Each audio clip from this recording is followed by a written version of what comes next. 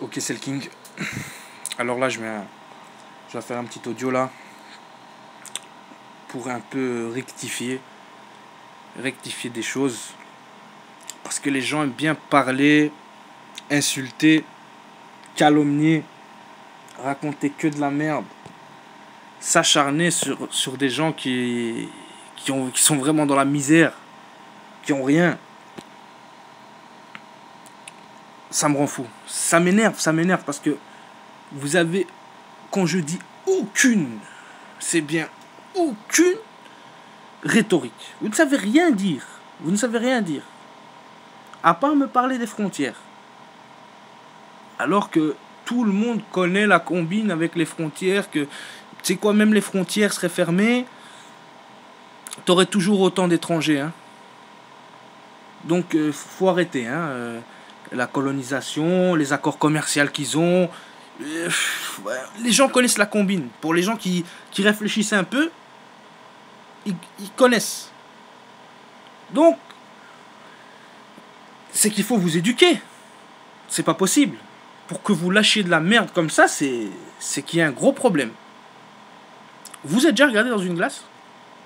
Sérieusement. Pour dire des choses comme ça, vous êtes déjà regardé dans une glace ? Et maintenant, je vois, il y en a, ils parlent, oui, qu'on s'occupe de nos SDF, au lieu de s'occuper des réfugiés. Mais regardez-vous dans une glace, s'il vous plaît. Je me répète, mais c'est parce que c'est pas possible de lâcher des conneries pareilles. Si vous aimez pas les étrangers, dites-le direct. On n'aime pas les étrangers. Mais arrêtez de venir commencer à nous parler de nos SDF alors que vous en avez rien à foutre. Vous les voyez, vous leur donnez même pas 1 euro. Vous les méprisez. Alors arrêtez, je vais vous rafraîchir la mémoire un peu. Regardez. Michel Martin, une violeuse d'enfants et un sans-abri. On va faire une comparaison. Toute simple. Ce sans-abri-là, le pauvre, parce que des histoires comme ça me dégoûte. Il voulait aller dormir dans un centre pour sans-abri. Ils l'ont refusé.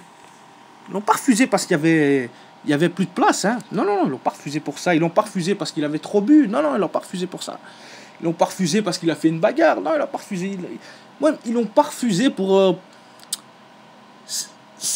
J'arrive pas à comprendre. J'ai vraiment envie d'aller dans ce centre-là et leur mettre des baffes quand je vois des trucs pareils. C'est vraiment... Oh là là là là. Donc, je continue. Il n'avait rien fait de mal. On l'a pas laissé dormir là-bas parce que c'était un gangster, parce qu'il buvait, parce qu'il pissait par terre, on va dire. Non, rien à voir. On l'a pas laissé dormir, tout simplement parce qu'il avait dépassé le quota. Il avait un quota, il avait dormi trop de nuits. Résultat, on l'a pas laissé dormir cette nuit-là, il est mort de froid. Tandis qu'une pédophile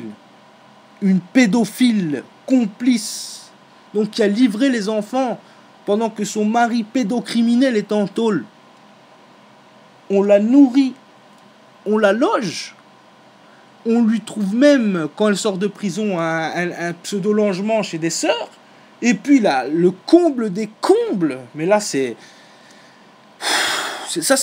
fort, ça franchement, il faut avoir des nerfs solides quand même hein, pour empêcher de faire quelque chose à ça, parce que c'est pour s'empêcher même d'aller faire une dinguerie là. Elle est hébergée chez un juge. Elle est hébergée chez un ancien juge, pardon.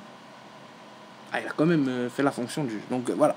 Allez, c'est pas possible. Vous foutez de la gueule de qui là ? Vous êtes déjà regardé dans une glace pour parler comme ça ? La pédophile, elle est mieux traitée que vous, Belges. Parce que moi aussi, je suis nationalité belge. On va pas dire le contraire. Elle est mieux traitée que nous, la pédophile. Si vous allez en tôle, vous croyez que on va vous donner un travail ?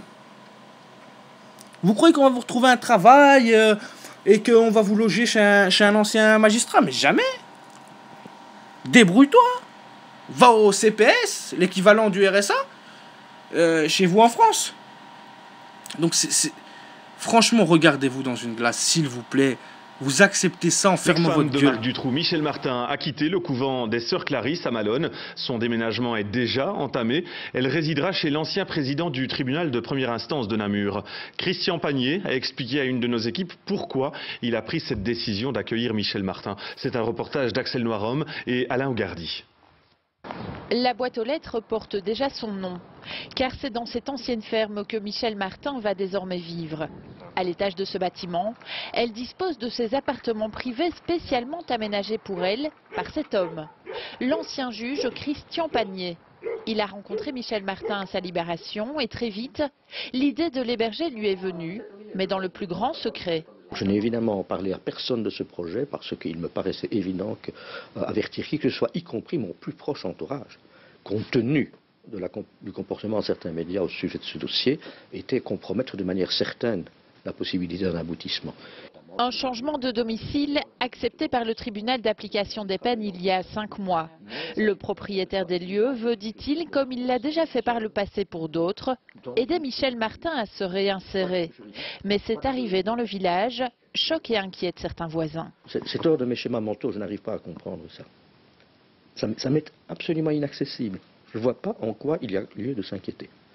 Toutes les précautions sont prises, Madame Martin est légalement dehors, elle respecte scrupuleusement toutes les conditions de sa libération conditionnelle.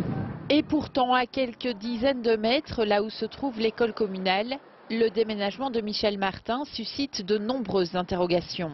Elle-même, je ne crois pas qu'elle pourrait faire quelque chose seule, mais son entourage, c'est qui, c'est quoi, qu'a-t-elle gardé comme personne autour d'elle, on ne sait pas beaucoup le dire. Comme c'était déjà le cas au Clarisse, c'est choquant pour les habitants qui mettent leur enfant tout près de cette école. Espérons ne pas trop la croiser quand même, parce que forcément on ne va pas sourire quand on va la voir, ça c'est sûr. Michel Martin doit encore emporter quelques cartons avant de quitter définitivement le couvent de Malone. Pour Christian Pagnier, son accueil est tout simplement une question de solidarité humaine. L'ex-femme de Marc Dutroux, la complice du meurtrier pédophile, traumatisme de toute la Belgique. Toute la soirée, une centaine d'habitants ont attendu Michel Martin.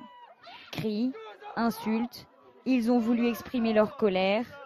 Ils n'acceptent toujours pas qu'elle soit sortie de prison. Dites-le, faut qu'elle crève. Allez, criez. Criez-le bien fort. Criez-le bien fort. Allez, Ryan, vas-y, tu mafiosé. Crie-le. Crie-le, faut qu'elle crève, ma couille. Il faut qu'elle crève. C'est bien, ouais. C'est une honte de laisser sortir une personne qui a fait ça. C'est révoltant, quoi. Hein. Il n'y a plus de justice. Hein. C'est un village calme, il n'y a jamais rien eu. Et maintenant, il faut qu'elle vienne foutre le bordel. Franchement, c'est inacceptable. Crever, tu vas crever. C'est la Belgique des pédophiles, peut-être bien.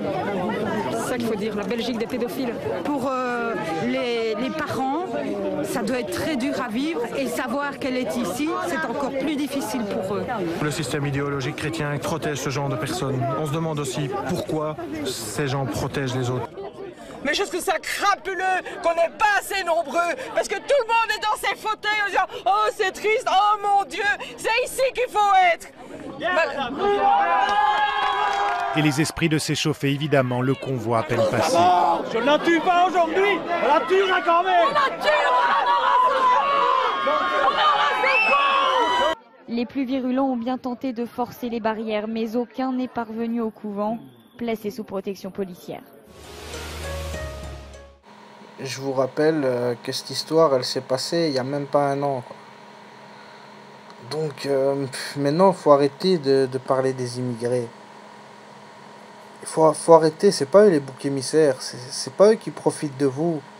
C'est pas eux qui sont au pouvoir. Ils vous volent aucunement votre travail. Arrêtez d'inventer des choses, de fabuler. Maintenant, j'en vois même, putain de... Ah, c'est des ouf, c'est des malades, qui disent que les réfugiés qui viennent, ils ont été en photographié un, on sait même pas si c'est un réfugié d'ailleurs, ils ont photographié une personne avec un iPhone 6, et ils disent, regardez, les réfugiés, ils ont un iPhone 6, ou je sais pas quoi.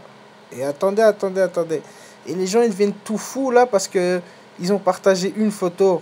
Mais la guerre, elle date pas d'hier là-bas. Hein. Et vous croyez que les gens, ils viennent là, ici, quoi, ils ont... c'est l'Eldorado. Il y en a quelques-uns qui viennent ici et qu'on leur accorde les papiers et tout. Les autres, ils sont dans des cages. Hein. Vous croyez quoi, vous ?